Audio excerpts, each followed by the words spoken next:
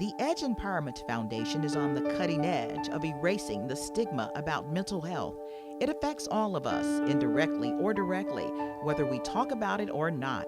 Mental health has no zip code. Pressing problems and pressures can push any of us, anywhere, anytime, to the limit. I felt like I was trying to get to a certain location, but I was driving in the dark without a road map.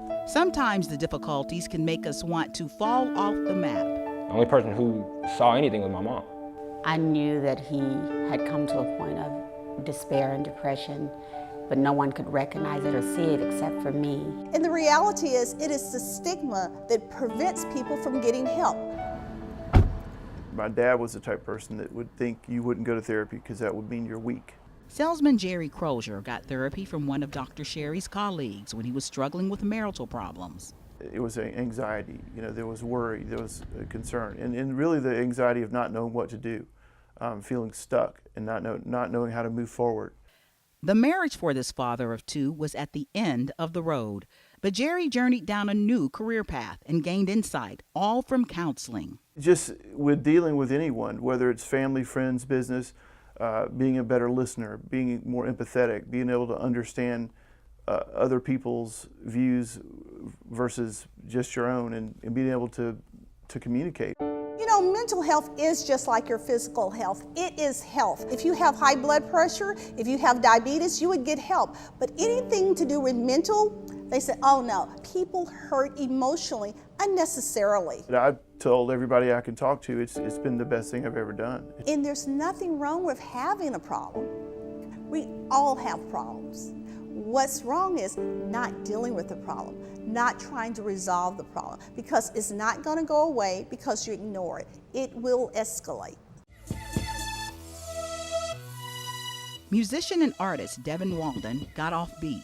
My job is to be creative. I make the beats, I write the lyrics, I paint the pictures. To many of his high school friends, Devin had it made. His parents were in the music industry. He could tap out totally awesome tunes, and Devin was a stellar student. I got full rides to go to Vanderbilt, Emory, and Berkeley. Devin decided to go to Albany State University in Georgia. He partied with friends. He set a trend by wearing skinny jeans, which he often got teased about. Both shoes are actually different.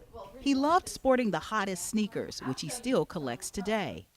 But Devin started showing signs that he was on unequal footing.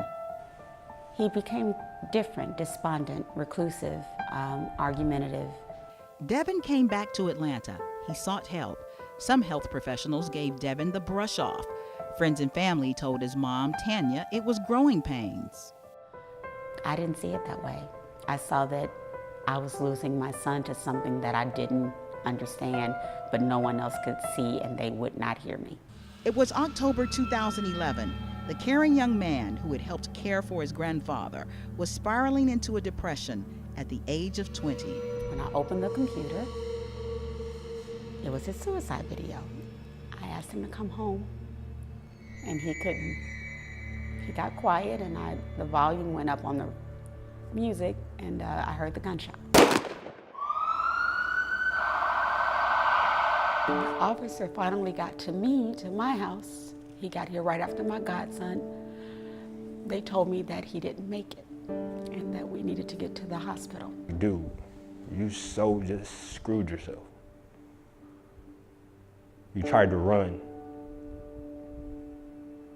and you made it back. When I shot myself, I was happy because I knew what I was doing. I was actually tired of the people around me. The only person I gave any sympathy toward was my mom. After coming off of life support and a 2-month hospital stay, Devin returned home.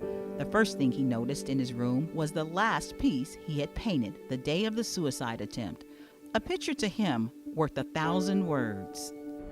And it says, I'm hard to identify because you've never encountered me before. Today, Devin is making milestones in his recovery. His music is hot.